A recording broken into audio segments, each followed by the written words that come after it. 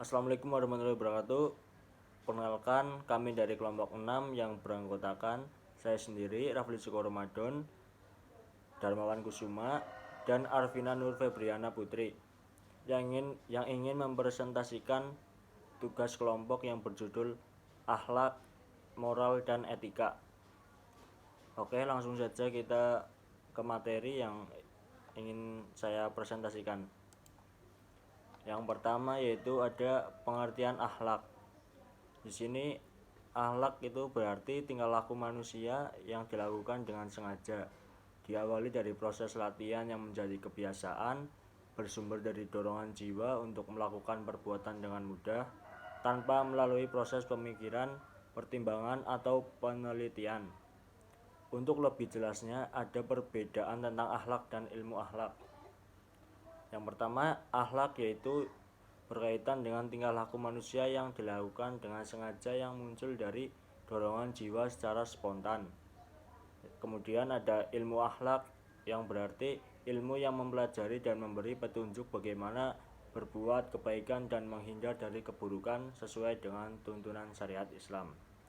Sekian dari saya dan akan dilanjutkan oleh Mas Darmawan Kusuma. Terima kasih.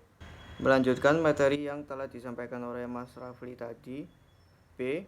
Persamaan akhlak, etika, dan moral. Pertama, akhlak, etika, dan moral mengacu kepada ajaran atau gambaran tentang perbuatan, tingkah laku, sifat, dan perangai yang baik.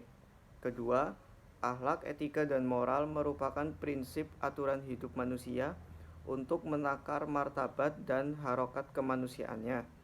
Sebaliknya, semakin rendah kualitas akhlak, etika, dan moral seseorang atau sekelompok orang, maka semakin rendah pula kualitas kemanusiaannya. Ketiga, akhlak, etika, dan moral seseorang atau sekelompok orang tidak semata-mata merupakan faktor keturunan yang bersifat tetap, statis, dan konstan, tetapi merupakan potensi positif yang dimiliki setiap orang.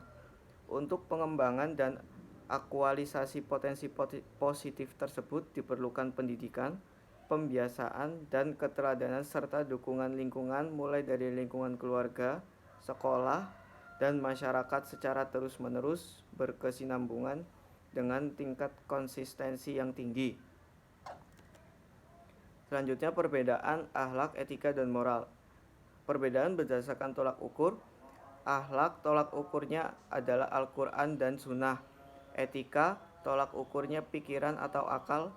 Moral tolak ukurnya norma hidup yang ada di masyarakat berupa adat atau aturan tertentu.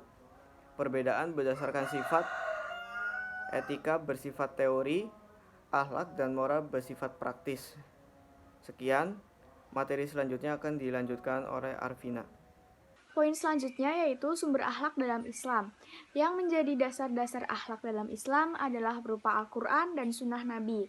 Karena baik dan buruknya dalam akhlak Islam itu apabila didasarkan pada manusia, tentu akan berbeda-beda pendapatnya. Maka dari itu, seluruh umat Islam sepakat pada kedua dasar pokok tadi, yaitu Al-Quran dan Sunnah sebagai dalil naklinya.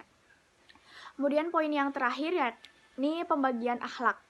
Adapun akhlak terbagi menjadi dua, yakni yang pertama ada akhlak baik atau mahmudah, dan yang kedua ada akhlak buruk atau masnu'ah. Akhlak baik itu sendiri dapat kita ketahui dalam kehidupan sehari-hari seperti bersikap rendah hati, menolong terhadap sesama, amanah, berkata jujur, sabar, murah hati, dan masih banyak contoh-contoh lainnya. Sedangkan akhlak buruk itu sendiri sebagai contoh dalam kehidupan sehari-hari seperti berdusta atau berbohong, melakukan zina, takabur, minum minuman keras, bertindak kriminal, berjudi, dan hal lain contoh sebagainya. Sekian dari kelompok kami. Apabila terdapat banyak kesalahan mohon dimaafkan. Terima kasih. Wassalamualaikum warahmatullahi wabarakatuh.